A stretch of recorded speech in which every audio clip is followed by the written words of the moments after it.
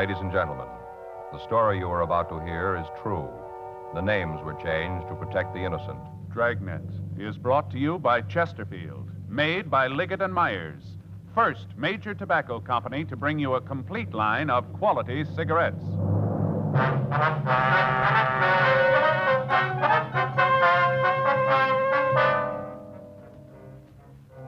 You're a detective sergeant. You're assigned to forgery division, shoplifting detail. An organized gang of thieves has started operating in your city. In spite of the precautions taken, the thieves are still working. Your job, stop them. Today's Chesterfield is the best cigarette ever made. It's the cigarette tested and approved by 30 years of scientific tobacco research. The cigarette proved highest in quality, low in nicotine, best for you. Chesterfield gives you the taste you want, the mildness you want, a really refreshing smoke every time. It all adds up to Chesterfield's world-famous slogan, they satisfy. Buy Chesterfield today, regular or king size. Just light up, relax, and enjoy America's most popular two-way cigarette. Chesterfield. They satisfy millions.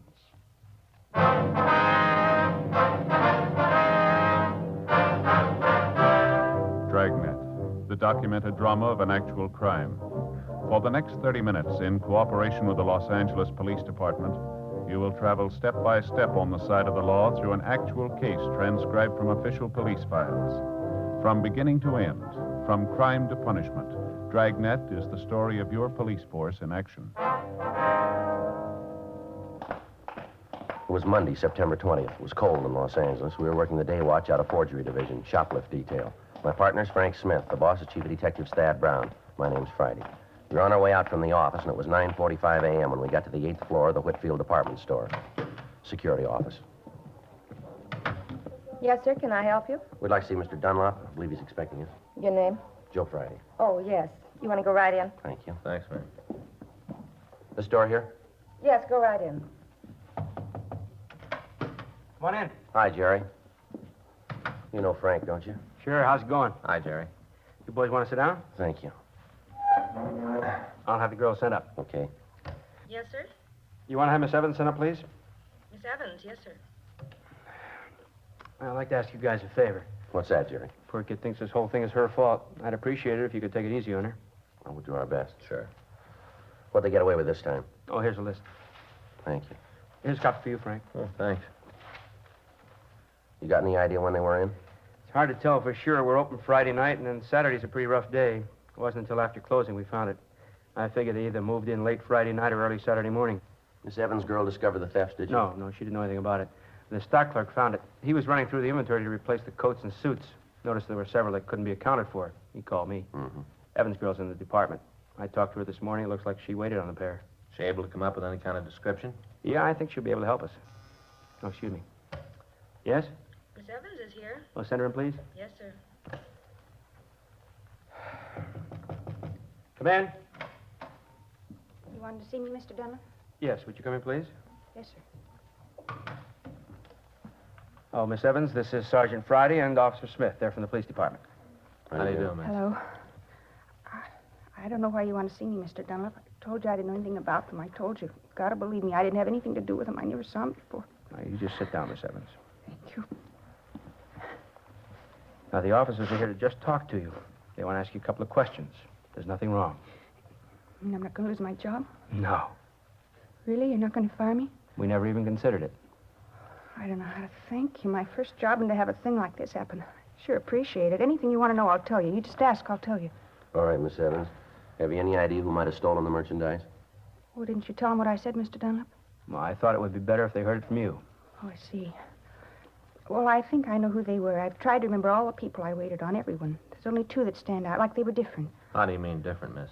Well, they didn't seem like the other customers. You know, like they really wanted to buy something. Yeah. They just wanted to look around. I could tell they didn't really want to take anything with them. We had a course on that in school, how to tell if a customer really wanted to buy. Mm-hmm.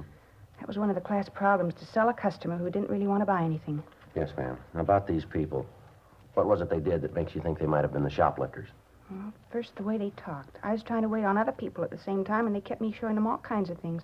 It took me almost a half an hour to clean up after they left. There were two people, is that right? Yeah, a man and a woman. Can you give us a description of them? I told Mr. Dunlap all about it. You want me to go over it again? I've got it, Joe. I'm having it typed for you now. All right, fine. You want me to tell it again? Well, we'll check it with you, yes, ma'am. What kind of things these people want to see, ma'am? Oh, just about everything at the counter. They had me so mixed up I didn't know what to do. Told you I was trying to wait on another customer. Woman who wanted to buy a suit, I kept trying to take care of her. She finally left. These two were causing so much trouble. Every time I left them, I couldn't even take care of the woman. She got mad and left. I don't really blame her. You know, Mr. Dunlap, there really should be more people up there. Only 3 girls, and when we get busy, there just aren't enough to go around. Lots of customers walk out. Mm-hmm. Well, we'll see what we can do. Lots of times they walk out without buying something because there isn't anybody to help them. Mm-hmm. This woman who walked out, could you describe her for us? You bet. She was real nice. Had a lot of patience. Kept waiting for me to go back and take care of the troublemakers. Never said a word. Well, can you tell us what she looked like? Well, I'd say she was about 35. It's hard to say for sure. She took real good care of herself. You know, hair all nice and good makeup. Not cheap like. Nice hands and a manicure. Was she carrying any packages when she came in, do you remember? Gee, I gotta think about that. I don't think so. Oh, you know, a couple of paper bags like from the notions department. Maybe face cream or cologne, things like that. No large boxes? No. I don't see why you're so interested in her. The other 2 were the ones who caused the trouble. They're the ones who must have taken things. Why are you asking about the lady? How was she dressed, do you remember? Oh, just beautifully. Had on a gray suit with large lapels. Kind of peplum that came out like this. Rhinestone buttons, beautifully good taste. She wearing a coat? Mm-hmm. Long. Had a stand-up collar, real full skirt, tight bodice. Where was she looking at the suits? Over by the counter. She'd hold them up, you know, in front of the mirror. She knew what she wanted, looked at the material, the way they were made. She'd have bought if I could have spent a little time with her. She liked the merchandise, liked everything I showed her. Mm-hmm. How many things did you take off the racks for? I guess she looked at a dozen styles. You know, a dozen real high-style suits. That seemed to be all she was interested in. You don't think she had anything to do with the stealing, though, do you? Well, looks like she was the one who did the actual taking of the merchandise. The other 2 were there to keep you busy. I can't believe that. She was so nice, never seemed to get upset, even when I couldn't spend more time with her. Real nice. Didn't get upset at all when she couldn't find what she wanted. I'm afraid you're wrong there. She found it.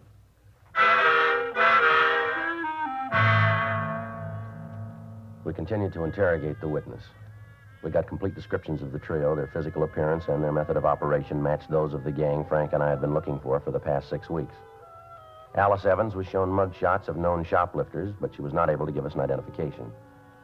We made arrangements for her to come down to the office and check additional mug files. The average citizen looks at shoplifting as a petty nuisance, which businessmen are expected to endure. This is not entirely true. Shoplifting is big business. Last year, hundreds of thousands of dollars worth of merchandise was stolen from stores in the Los Angeles area alone. Most of the goods stolen by organized gangs is sold to fences for final disposal. During the course of our investigation, we'd been working with Stores Protective Association, incorporating all of the security officers in the larger businesses. MO bulletins had been gotten out on the gang's activities. From what we'd been able to find out, there were 3 people working as a unit, 2 women and a man. The 3 suspects would enter a store and split up. One of the women would pretend to be looking at merchandise, while the other 2 suspects would engage the clerk in conversation, in that way keeping her away from the first member of the trio. The articles stolen were almost always either coats or suits, and we noticed that one line of merchandise seemed to attract the criminals more than others. Monday, 3:46 p.m. Frank and I went down to a second-hand clothing store on 5th Street to talk to the owner. Be right with you. Toby? Yeah. Hi, fellas. What's going on? Oh, we got some things we want to talk to you about, Toby. Sure, just having a cup of coffee in the back. Come on, I'll pour you a cup. Fine, thank you. In here? Yeah, sit down. Get you some gavel. Thanks.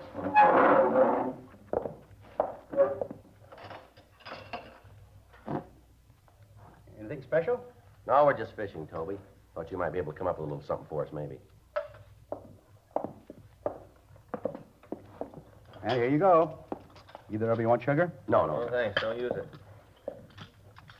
Just doing part of your work here. Is that right? Yeah, buy sheets. Want to get in the mail tonight. Well, we don't want to keep you, Toby. Yeah, no trouble, Sergeant. Mac's getting a little tired anyway.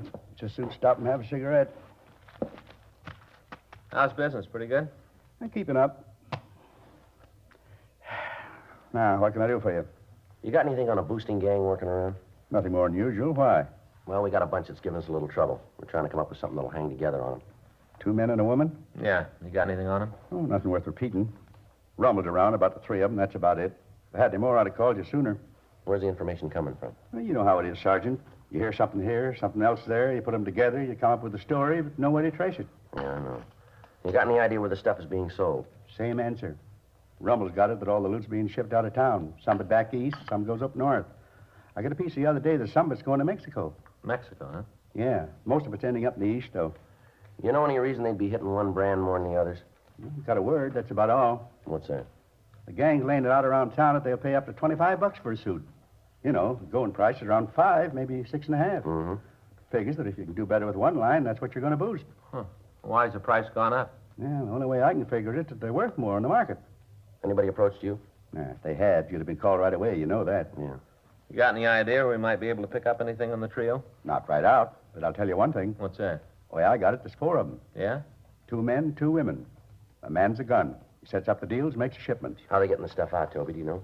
Pick up a kid and offer him a trip. Ask him to deliver a suitcase. Works out good for him. Carrier doesn't know who he's working for, can't lead the cops back to the operation. Mm-hmm. About the only way I can figure it. You say none of the stolen stuff showing up down here? Nothing so far. Well, thanks a lot, Toby. If you hear anything, we'd sure appreciate a call. Sure thing. Real good coffee, Toby. Instant. I make it in the percolator. Well, you mean that powdered stuff? You don't have to make that in a coffee pot. Habit, I guess. Well, thanks again. We won't keep you, Toby. Oh, hang on a minute. All right. Yes, sir? What can I do for you? Buy used clothes? Yes, sir. What have you got to sell? That's in the car. I just want to be sure you're buying stuff. Well, bring it in. We'll take a look at it. Okay, Toby, we'll see you later, huh? Right, Sergeant. Give me a call. Right. I'll be right back. Excuse me. Yeah. Well, what do you think of that, Sergeant? Sure in a hurry, isn't he? Yeah, let's see why. Come on. Yeah. You see him? Yeah. Right up there. Hey, hold it up there. Huh? What do you want? What's the matter? Didn't you hear me? I asked you to wait back there. Well, sure, I heard you. I didn't know you were talking to me. What do you want? Police officer. You want to step over to the car? I want to ask you a couple questions. Well, I haven't done anything. You didn't say you did. Well, why do you want to talk to me? What do you want me to come Come on, and let's go. All right. You're making a mistake. I haven't done anything. Mm-hmm. Got the wrong man. You got no reason to talk to me. All right. Get in. All right, sit still. What are you doing? You won't find anything. I don't know what you guys are after. I haven't done anything. Take your wallet out. Why? Take it out. Here. Take the money out of it. You always carry that much money, do you? No, not always. I know. You keep the money in your hand. Give me the wallet. Here you are. This your true name? Hmm? Kenneth Elgin Norris. This your right name? Yeah. You live here now, do you?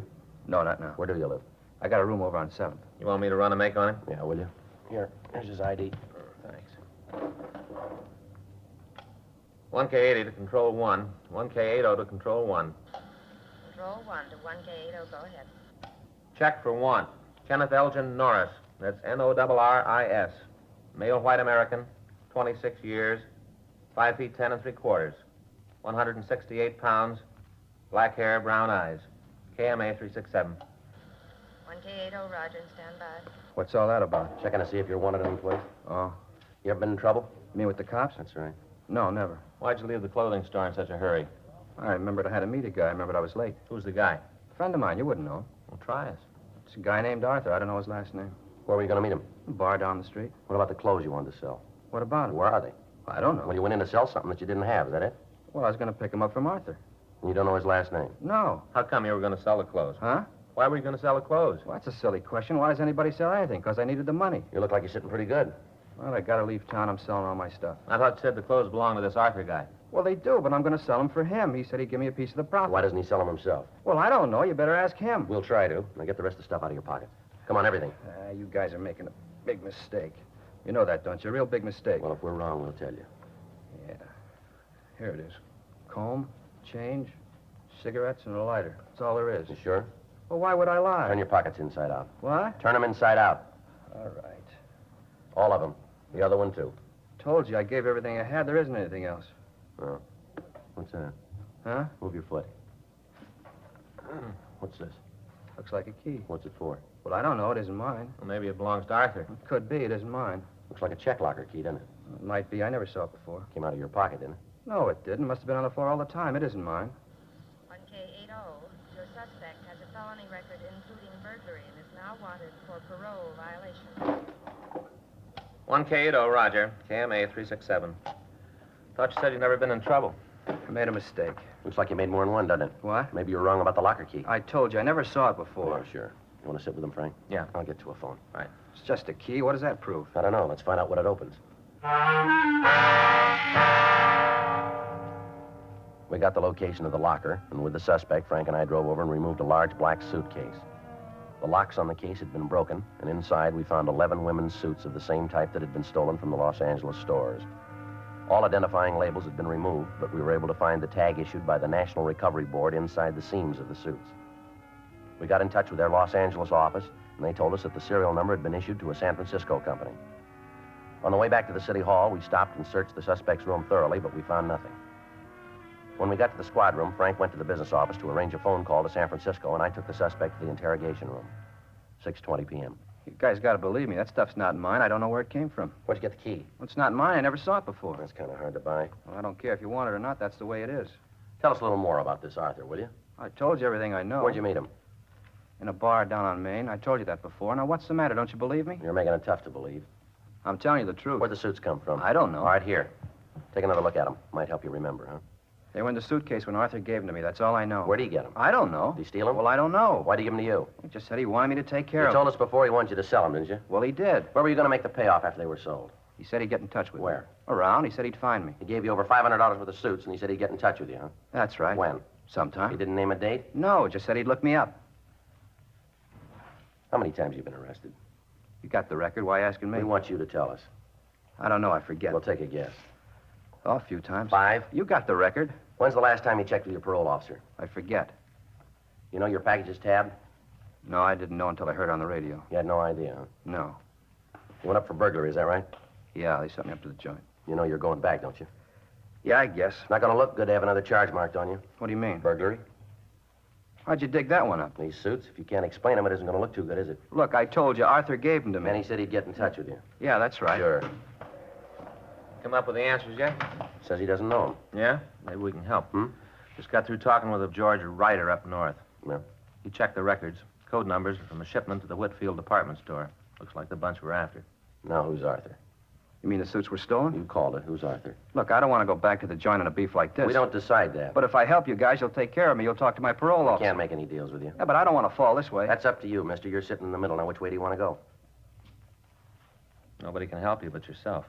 Miss Arthur must be a fine friend, leaving you with a bunch of stolen merchandise. Might be the way you figured it. What's the matter? Doesn't Arthur like you? Okay, I'll go the route. No. I'll tell you where to find him.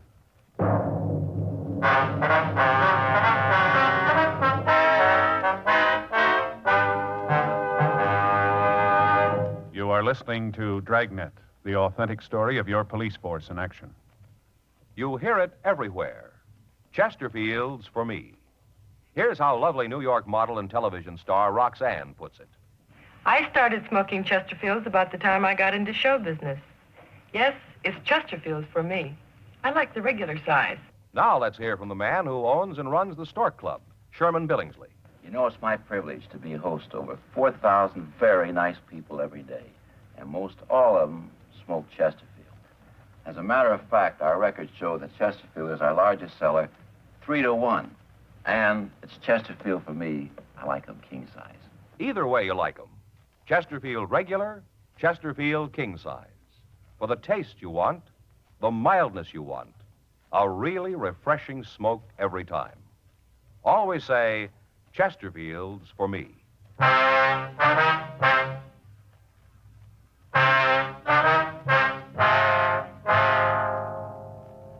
We called a stenographer, and Kenneth Norris gave us a complete statement. He said that he'd been approached by a man that he knew only as Arthur and asked to carry a suitcase to St. Louis. Once there, a man would have him paged at the airport and take the valise from him. In return for this service, the suspect was to be paid $100 and his expenses. Norris explained that he decided he could do better by selling the contents of the suitcase himself. This information was forwarded to the St. Louis Police Department. We got a complete description of the man he knew as Arthur and had the suspect check through the mug books, but he was unable to make an identification. We got in touch with his parole officer and told him that we had Norris in custody. We asked that we be allowed to detain him for a few days. The following morning, we met with Chief Detectives Thad Brown and Captain Welsh. It was decided that Norris would take us to the bar where he'd met the thief and he'd point him out. Norris would then be brought back to the main jail and booked, and I would try to establish myself with this Arthur. In that way, we'd have a better chance of building a case that we could take to court and apprehending the entire shoplifting gang. On Wednesday morning, September 22nd, Norris, Frank, and I drove over to Main Street. We checked the bar, but the suspect wasn't there. We waited in our car, which was parked down the street. Arthur failed to arrive. He didn't show up at the bar on Thursday or Friday. Saturday, 12:40 p.m. Norris pointed down the street. There, that's him just going in the place. Fellow in the gray suit there? Yeah, that's him. You sure? I got no reason to lie, have I? All right, Frank. Yeah. You want to take Norris back to the office? I'll go on in. Okay. I'll be right back. All right. Sergeant, Yeah. I'll give you something for free. Yeah, what's that? Take it easy with Arthur. Don't press. How do you mean that? He's a pretty rough guy. That's so? Yeah, I hear he carries a gun. Be a lot of trouble if he's got it with him. Not unless he tries to use it.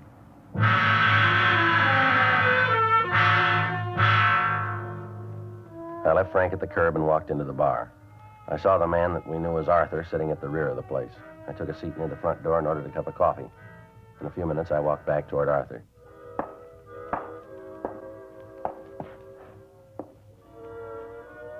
Something you want? Yeah, I wondered if I could have one of your cigarettes there. There's a machine up front. Well, if I had the price, I'd have bought a pack coming in. All right. Here. Got a match? How you fixed for breath? Look, I just asked you for a cigarette. If you don't want to give me one, say so and I'll shove off. Never mind. Here's your match. Thank you. Hey, you. Yeah. You're broke, huh? All the way. Just got in town? This morning. Where from? Up north. Narrow it down. Look, mister, here's your cigarette bag. Give me one of these doesn't entail you to my life story. You hungry? I haven't eaten for 2 days. Here. Thanks. Appreciate this. How long you gonna be in town? Well, it depends on how things work out. You got a job? Well, I'm going to look. What do you do? Whatever pays. Tell you what. Yeah? I got some friends around town. Might be able to use you. Check with me in a couple of days. Might be able to do something for you. How do I get in touch with you? Meet me here. I tag the place a couple times a week. Just ask if Arthur's around. That's your name? That's what I'm using this season. You look me up, kid. We'll work something out. Yeah, I'm sure we will.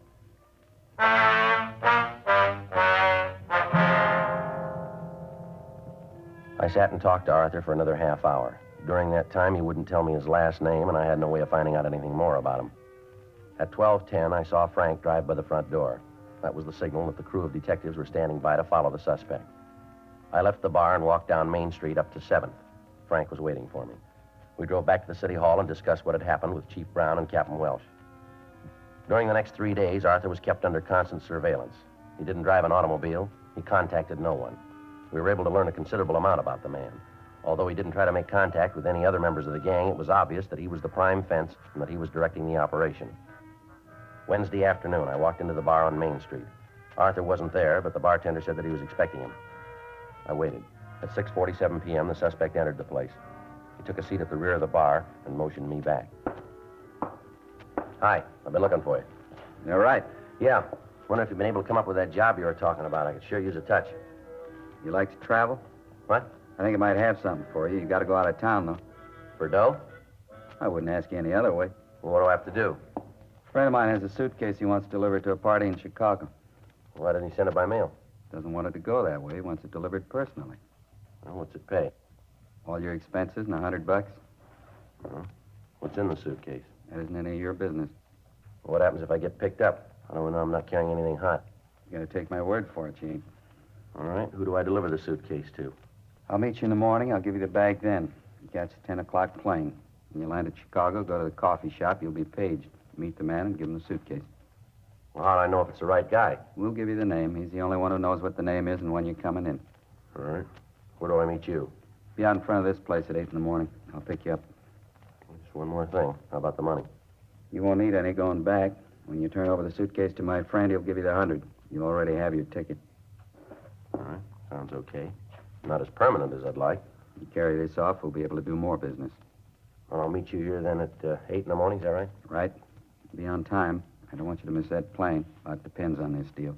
I don't want anything to go wrong. No, don't worry. What? Neither do I.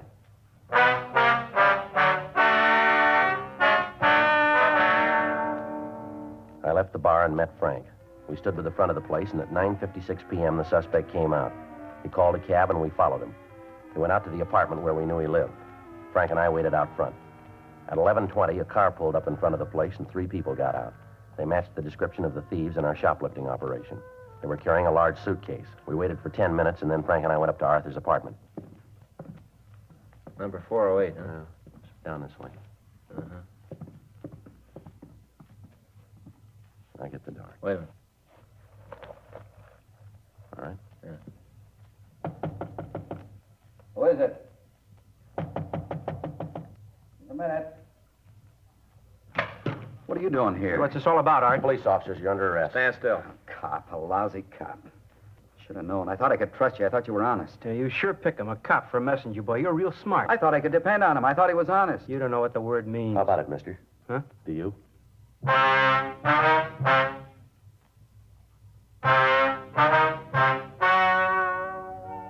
The story you've just heard is true. The names were changed to protect the innocent. On January 18th, trial was held in Department 97, Superior Court of the State of California, in and for the County of Los Angeles. In a moment, the results of that trial. Now, here is our star, Jack Webb. Thank you, George Fenneman. You know, the Chesterfield you smoked today is the best cigarette ever made, and best for you. Now, that's a fact. And to my way of thinking, it's the very reason for you to change to Chesterfield. Try 'em either way, regular or king size. If you try 'em, I think you'll say with all of us, Chesterfield's for me.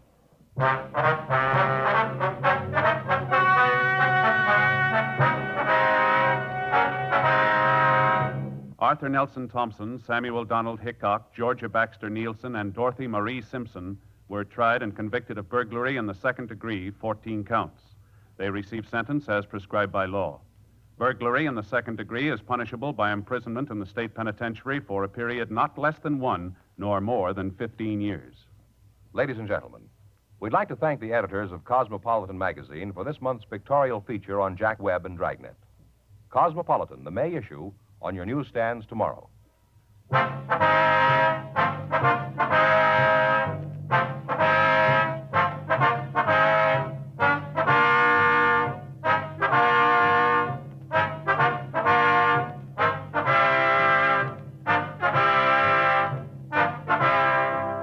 You have just heard Dragnet, a series of authentic cases from official files. Technical advice comes from the Office of Chief of Police W.H. Parker, Los Angeles Police Department. Technical advisors, Captain Jack Donahoe, Sergeant Marty Wynn, Sergeant Vance Brasher. Heard tonight were Ben Alexander, Jack Crucian, Alice Bacchus, Ralph Moody, Herb Ellis. Script by John Robinson. Music by Walter Schumann. Hal Gibney speaking. Watch an entirely different Dragnet case history each week on your local NBC television station. Please check your newspapers for the day and time. Chesterfield has brought you Dragnet, transcribed from Los Angeles. Filter cigarette smokers, here is headline news. Nationwide demand for L&M filters drops price. Now you save up to 4 cents a pack, 40 cents a carton. Now everyone can afford America's highest quality and best filter tip cigarette. Remember, only L&M's have the miracle filter tip containing alpha cellulose. You get much more flavor, much less nicotine. Buy L&M filters, the distinctive monogram cigarette at the new low price. L&M filters.